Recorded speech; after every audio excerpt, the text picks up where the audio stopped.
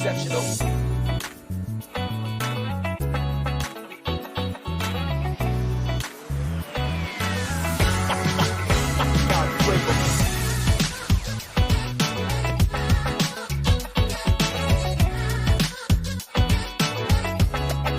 Back in my stuff.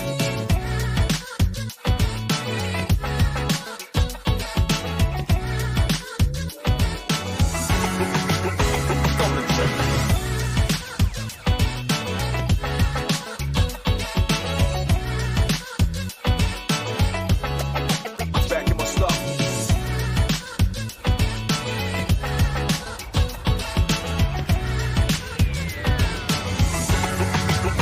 Don't distract me.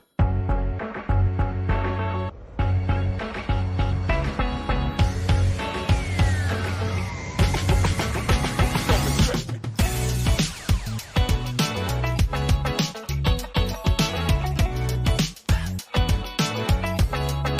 Moment exceptional.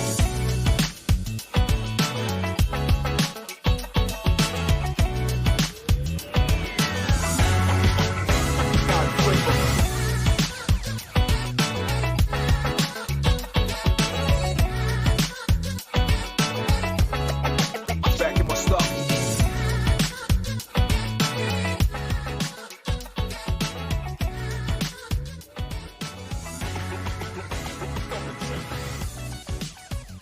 The single most important debut in the history of the Cincinnati Reds franchise will happen Tuesday night.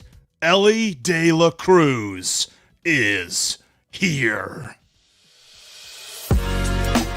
You are Locked On Reds, your daily Cincinnati Reds podcast, part of the Locked On Podcast Network, your team every day. You are locked on Elly De La Cruz. No, you are Locked On Reds. Thank you for joining this emergency bonus edition of the Locked On Reds podcast. We are live on the YouTube feed. If you're finding this in your audio feed, this just was recorded moments ago because the Cincinnati Reds have announced that Elly De La Cruz is coming to Cincinnati today. That is right. Thanks for joining Locked On Reds. We are your team every day. We are part of the Locked On Podcast Network, and we are just too excited to contain ourselves, Jeff. Elly De La Cruz is coming to Cincinnati. We've been talking about it and wishing for it and thinking it should have happened a long time ago. But here it is. Elly is coming. He is here. And Steve, this is something, and it's interesting because we just talked about this on our most recent episode, that it feels like the Reds have kind of been building this red carpet, this slow burn that a lot of folks were perceiving as the Reds trolling them, but they were getting ready for this. And yes, the move is interesting because they put Nick Senzel on the injured list to make room for Elly De La Cruz and the call up here. But they have been getting ready for this call up. And let's talk about first the talent that we're getting here. ESPN said that he was the number one prospect in all of baseball, not just the Reds farm system, but all of baseball. There have been multiple prospect prognosticators like J.J. Cooper from Baseball America, who has been doing this for 25 years, that has said he has never seen a more talented, more awesome, and more baffling prospect than Elly De La Cruz. And here's the deal with him. On the scouting scale of 20 to 80, he has a 70 grade speed. He has a 70 grade power. He throws the ball on regular basis at 100 miles an hour from the shortstop position. He has the mind of a 10-year vet. There are so many highlights out there of him hitting the ball over the scoreboard. There are even more highlights out there of him taking advantage of defenders either sleeping or making a bad play. There is no aspect of the Dodgers pitching staff or fielding that they will be able to sleep on Elly De La Cruz tonight, and the future begins today. You know, we've been talking about that we thought he was ready, Jeff. A few days ago, we broke down how he's been being used down in AAA. Now, the Reds have not released the lineup yet. We're going to keep looking for it while we're doing this live show. But what we know about Elly De La Cruz is he is equally as comfortable at shortstop or third base. So he can play either one of those positions. During his time in Louisville this season, he's played about a third of the time at third base. We did see yesterday that Jonathan India was taking grounders at third base. So there is a potential for a lineup tonight that looks something like India at third, Elly at shortstop, Matt McLean at second base. That is possible. The Reds haven't tipped their hands yet, though. But as we've been telling you for a couple days, it just seems like they're laying the foundation to start moving these pieces around. And if it's Elly at third, if it's India at third, I don't really care as long as all three of them are in the lineup to start the game tonight, because I'm going to be there, you're going to be there, and I bet a bunch of the people listening right now are going to be there for Elly De La Cruz making his Cincinnati Reds debut. And if you're wondering, when you look at a guy like Elly De La Cruz and you see all these highlights and you're like, okay, what can we expect from him? I am not going ahead of myself with this. I am not being hyperbolic. I'm not trying to be over the top here. Elly De La Cruz is him, period. Ask him to do something, he's going to do it. At every step of the minor leagues, they have asked him to improve his fielding, improve his base running. Can you strike out less? Can you walk more? Can you hit for all fields? And he's a switch hitter, by the way, so there's no slash line weakness there when you're talking about lefties or righties. So Tony Gonsolin, get ready. This dude's about to wreck you. And when you look at what he can do for this Reds team, they can bat him lead off. They can bat him in the middle of the order. They could play him wherever they want to, because, and we use this term a lot when we're talking about Shohei Ohtani, so I don't want to overuse this term, but he has maybe gone a step level than the GOAT, and I think he's a unicorn of a type of player. You know, I always caution you, and I feel like I do this a lot, and I'm not trying to be the wet blanket, but I just want to remind everybody that he's never been in the major league. So every time he's moved to a new level, there's been about a 2-week adjustment period while he gets his new timing, while he figures out the pitching, and then he goes off. So listen, I am all for him going 4 for 4 tonight with 4 home runs into the river. I'll take it. That's great. But if that doesn't happen, everybody, let's just take a breath and be excited that he's here. I'm looking forward to seeing how he looks with as far as comfort level. Are they professional at bats? Does he look overmatched by the pitchers? Does he look overmatched in the field? I don't think any of those things are going to happen. I think he's going to look like he belongs. He's going to look like he's been doing it for years. That's what I expect to see from him. But those are the things I'm going to be watching for. The home runs, they're going to come. The electric plays of going first to third and rope-a-doping somebody into letting him run on in and score, that's going to happen also, because he is a very unique, special talent.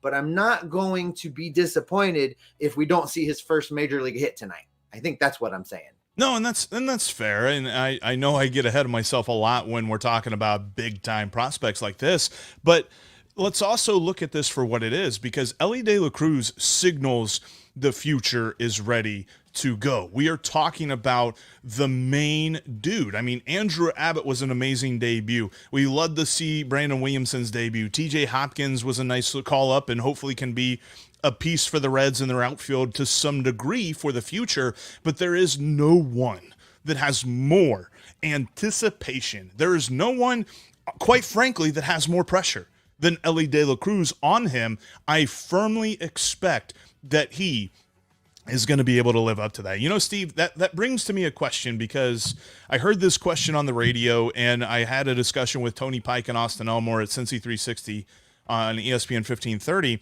and I want to ask you this coming up here in just a minute.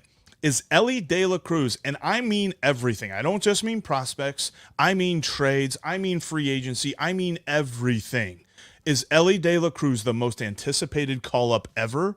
The most anticipated debut ever? Because I think he is. Before we talk about that, though, I want to tell you about how you can get to the ballpark right now, because if you checked out the Reds ticketing website in the last couple of hours, you might not have been able to get through. It crashed. No one could get tickets. You know where you can get them? Game Time. Game Time's the best way to get your last-second tickets. They've got amazing ticket deals, and got a promo code for you here. If you want to go see Elly De La Cruz debut tonight, you can save $20 by going to the Game Time app and putting in the promo code LOCKEDONMLB. You'll get $20 off your first purchase. Just download it today on your mobile device and create a profile and use the promo code LOCKEDONMLB. Game Time also has the Game Time guarantee.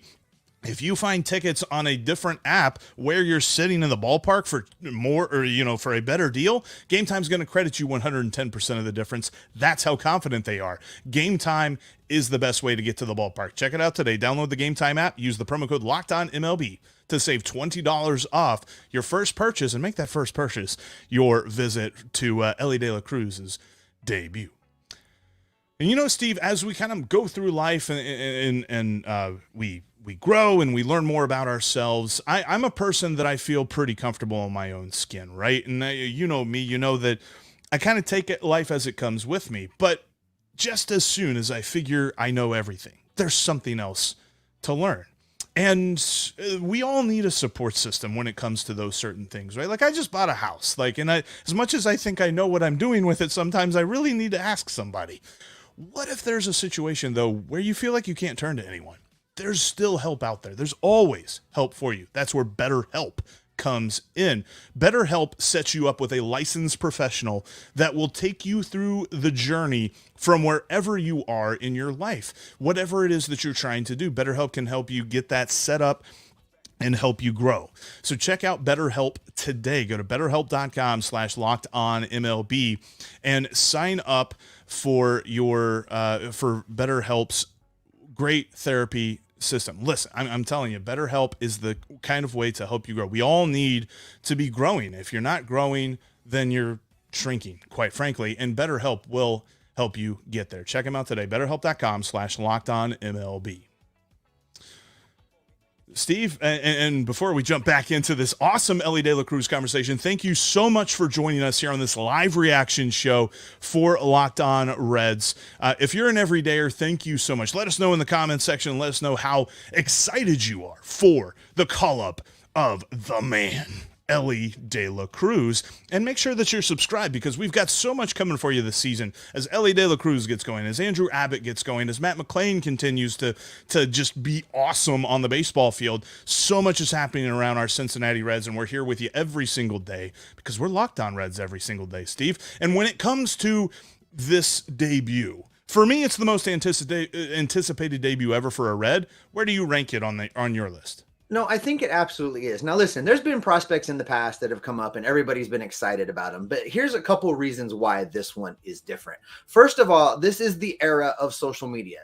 Some of the better Reds players throughout history weren't around in the social media era. We didn't get to watch minor league baseball games streaming through MLB.tv. We didn't get to see the highlights every night being tweeted out by the minor league affiliates and by the Reds. This is a new era. The Reds, as you have said, have laid the foundation of a red carpet welcome for Elly De La Cruz. They have really set the tone. They have hyped him in such a way that, they've whipped the fan base into a fever pitch waiting for Elly De La Cruz to arrive.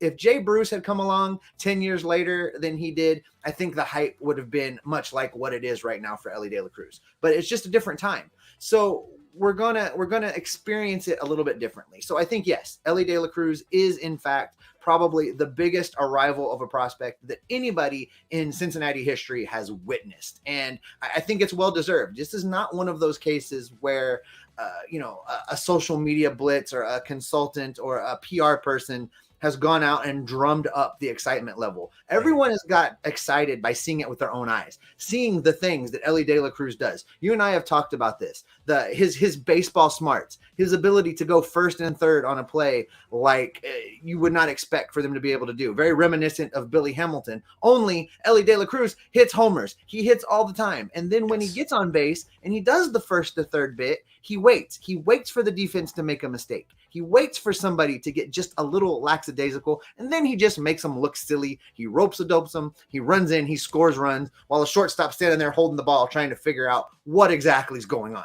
That's what Elly De La Cruz brings. It is a level of excitement. It is a level of baseball knowledge that I don't think we've seen in a young player. And remember, he came out of nowhere. When he first arrived in Daytona, everybody was calling around trying to find out, who is this kid? Right. Nobody knew who he was. Nobody had video on him. This is one of the biggest gets, I think, in the history of the Cincinnati Reds scouting system, in the history of the Cincinnati Reds farm system. This is not a player that was a can't miss and everybody knew about, and the Reds were lucky enough to draft him or sign him or get him. They went out and found this guy.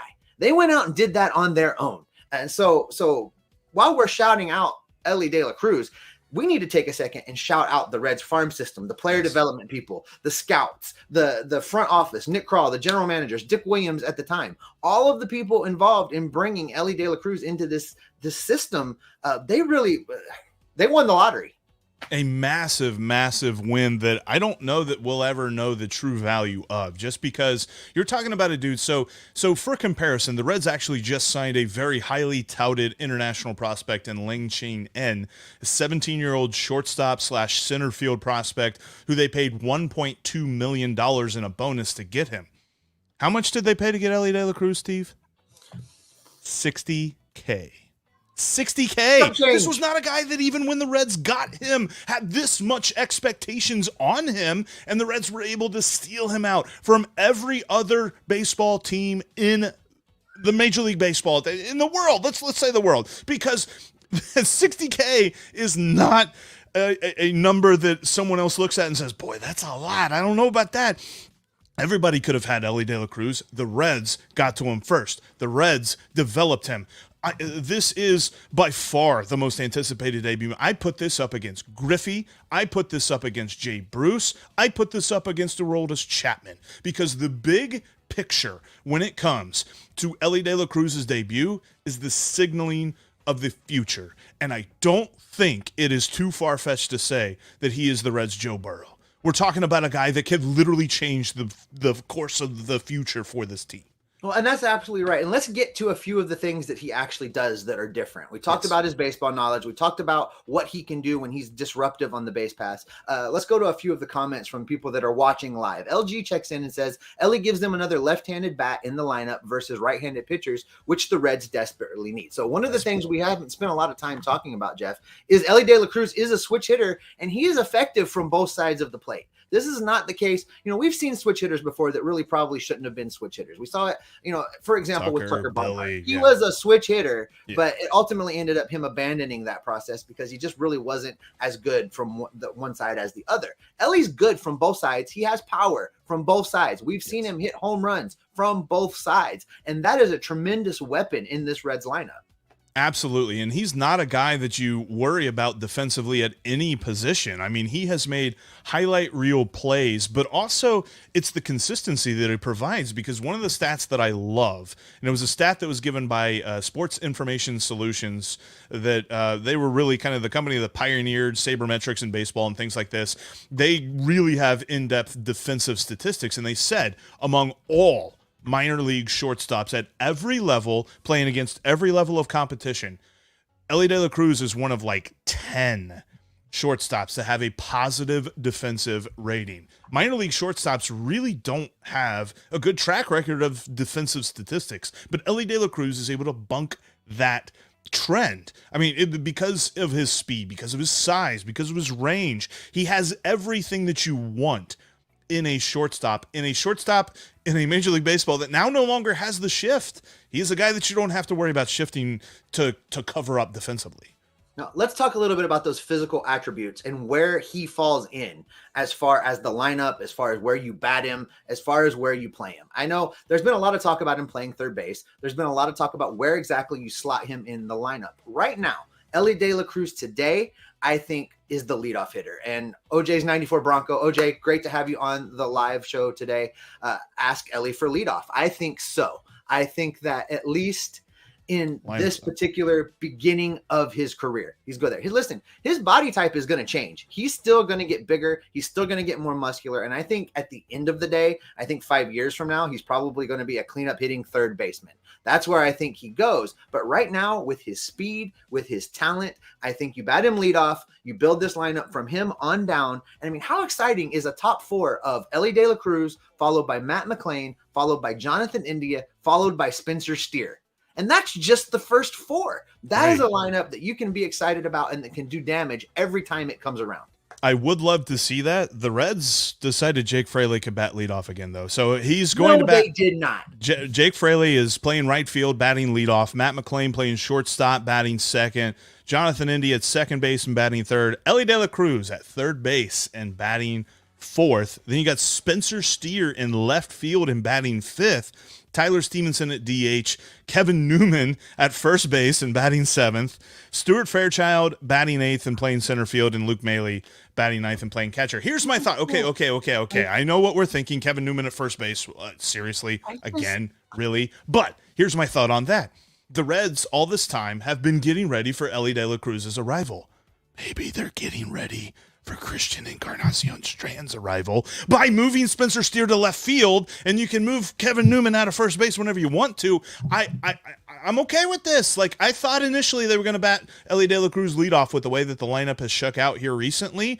And as much as I don't like Jake Fraley batting leadoff, Elly De La Cruz can be a massive run producer in the middle of this lineup. And there are a lot of people around Reds country right now going, Spencer Steer in the outfield? Well, you know who's not doing that? Anybody that's been listening to this show for the last 2 months knows that we have said that ultimately Spencer Steer needs to get outfield reps and needs to be in the outfield to be his most effective and get the most at bat. So I love that. I have a lot of problems with this lineup. I'm going to continue to scratch my head at what David Bell has been doing with this lineup. Jake Fraley in the leadoff spot. I do not like it. I do not think it's effective. I do not think it's the best use of Jake Fraley. I do not think it's the best use of the people that are on this team right now. There is a much better lineup construction that you can do. Elly at third, I'm fine with that. I think that's where he's ultimately going to be when his body continues to fill out. He's just going to be too big and bulky to play shortstop for his entire career, I think. I think that third base is where his ultimate home is. So, heck, if we're just going to start him there now, that's great. I'm good with that. But I am going to continue to kind of call into question what David Bell is doing with this lineup on a daily basis, Jeff. That's going to be something, and we're definitely going to get into this a lot more as we move forward. I don't want to turn this into a David Bell conversation, but this is now where David Bell can start to be evaluated, because we've said before, well, he made this move because he has to. He made this move because he's been managing a roster with one arm tied behind his back. Guess what? He now has the pieces. And when you're talking about a guy that's going from making dinners with TV dinners to now he's got Michelin star ingredients, the pressure's on. David Bell's got to get this right. He's got to put these guys in the best position to succeed. I think Jake Fraley batting leadoff is a very interesting first step in that test, but I love the fact that we're already looking at Elly De La Cruz in his future position, where plenty of prospect prognosticators say he could even be a Gold Glove third baseman. So I love that too. Seth Lewis checks in, Jeff, on the comment section and says, you fellas reckon I should get a John boat and hang out on the river? Probably. I've said it before. I will say it again. If ever there's a player that's going to hit one into the river on the fly, now I know we've had them bounce in off of the street behind the ballpark, but on the fly into the river, Elly De La Cruz is going to be the first guy to do that at some point in time in his career. If you recall last year, he hit a 600 and something foot home run in the minor leagues. Yeah. And I took the trajectory of that ball and superimposed it on Great American Ballpark, and it would have caught water if he had hit that ball at Great American Ballpark. If there's ever a guy that's going to hit it through the windshield of the Toyota truck out in the outfield, it's Elly De La Cruz. That's the kind of power that Elly brings to this lineup. And I'm telling you what, like, I forget what the name of the dealership is that you have to go check it out, but you might want to go check out that Toyota dealership and get on the list for Tundras, because you're talking about a dude that could deliver some Tundras to some people in Elly De La Cruz, and especially even when CES gets called up. That sign there by the power stacks in center field might have a few dents in it by the end of this season. Forget about next year. I mean, they might have to move this thing back. The power that Elly De La Cruz himself has definitely lends itself to a very, very good cleanup hitter. I firmly stand behind the fact, and we look back, I was looking back at Brandon Phillips the other day just for kicks. Brandon Phillips is lauded for his ability to play anywhere in this lineup. Elly De La Cruz is that and better. I am so excited to see what he can bring to this team. So yeah, we kind of look at the way that this lineup shakes out. Jake Fraley leading off, Matt McLain still batting second. Then you have Jonathan India batting third. I love, there was a discussion on Twitter about what the optimal Reds lineup looks like with Elly De La Cruz a couple of days ago. And Doug Gray from RedsMinorLeagues.com, friend of the show, said that, hear me out. What about Matt McLain leading off and Elly De La Cruz batting second? Because remember, there's that old sabermetrics thing of you want to have your best overall hitter hitting second, because we did that conversation with Joey Votto years back. You could do that with Elly De La Cruz. But I think at the end of the day, the most at-bats should go to your most talented dude, and Elly De La Cruz is that dude. How's this for food for thought? Branch Brown checks in and says that he thinks that Elly De La Cruz is the most exciting player since Eric Davis. Both players, similar build type, kind of tall and lanky. Both players wearing number 44. That's correct, Jeff. So I don't hate that comparison. There was a time in baseball where over a 2-year time period for I think 87, 88, 86, 80, somewhere in there, Eric Davis was the best player in baseball. So if that's the kind of career we can expect from Elly De La Cruz, best player in baseball, I'll take that. I think that is the kind of mic drop that I want to wrap this up. Let's get a couple of more questions and comments in if you've got them, because Elly De La Cruz coming up, man. I mean, like I said, Reds ticket website crashed whenever this announcement came through. You and I are going down to the ball game. I know some other folks are going to be down there randomly because he lives in the city of Cincinnati. Locked On Cardinals host JD Hafron, he's going to be there for the Elly De La Cruz debut. I mean, this is going to be a night, and regardless of what he does at the plate, but can you imagine if he hits a home run? But regardless of what he does at the plate, the stadium is going to be buzzing almost as much as it did on Friday night whenever the Zach Brown band was here. Like I firmly believe this, because there has been little to nothing else in my history as a Cincinnati Reds fan that has provided me with this much anticipation as Elly De La Cruz debuting. Hey, I'm going to find us 2 more comments, Jeff. And while I'm doing that, why don't you tell everyone how they can continue their Reds conversation with us on Twitter and with the Discord server and all of those things that they can do? Yeah, definitely check down in the description. We have a link to our Discord server. It's our Reds therapy session as we just talk about the Reds in and out of podcasts and things like that. That's a good way to keep up with us. You can follow us on Twitter at Jeff Carr with 3 Fs. You can follow Steve at S. Offenbaker with 2 Fs. But the best way to keep up with us is to subscribe on your favorite podcast app and right here on YouTube, because we are going to be all over this Cincinnati Reds team as we have been. This is my 5th season covering the team. This is your 5th season covering the team. This is our 2nd season together as hosts of the Locked On Reds podcast, and it's only beginning. I mean, we're talking about a team now that you can start expecting things from. Maybe not, I wouldn't say go as far to say expect playoffs this year. Although the opportunity is there that they could steal it. That's really not what the aim is this year. We're still trying to figure out, make sure everybody's in the right spot. But I firmly believe the window's opening up next year. And calling up Elly De La Cruz now, at this point, when he is ready to go and he has nothing left to prove at AAA, and the Reds showing that the incentives that you could have had to hold them till September and call them up early next year, showing that they're not worried about that. They understand the opportunity that's before them. One of the things we talked about yesterday, Jeff, was trading Jonathan India, moving Jonathan India, all those things. Comment from Joel Short says, hey, look, we didn't have to trade India to make room for Elly. And I just brought this up because I think now what's important for us to pay attention to is exactly how David Bell manages this moving forward. Yes. We're excited to see how it looks with Elly in the lineup, but now he's got some people that he's going to have to move around in order to get everybody their at bats. And how India is handled, I think, is going to tell us a lot about how things will look when Votto's back, about how things will look when CES finally gets called up. It's going to tell us a lot of things.